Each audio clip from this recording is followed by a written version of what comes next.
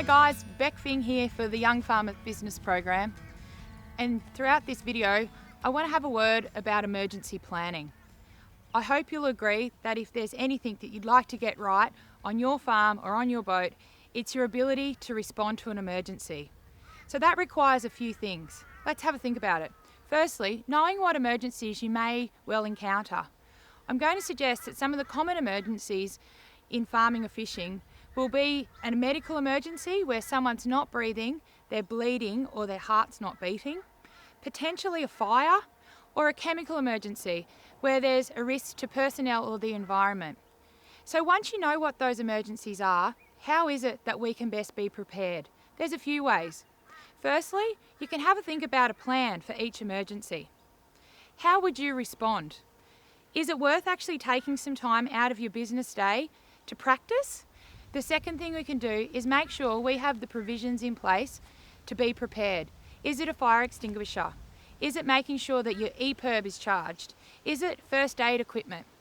The reason why this stuff is so important is because rarely on a fishing boat or on a farm, whether you're on land or at sea, it's rare that you're going to be 5 minutes from a hospital or 5 minutes from the fire station. Let's talk about location. At every point, you need to know exactly where you are. Do you know the location of your farm or where your fishing boat is? Also, have a think about how contactable you are. Do you have great mobile phone service? If not, how are you going to raise assistance if you need it? Do people know your plan? Do they know how long you're going to be away for? How long do you want to be in a compromised position before someone comes looking for you?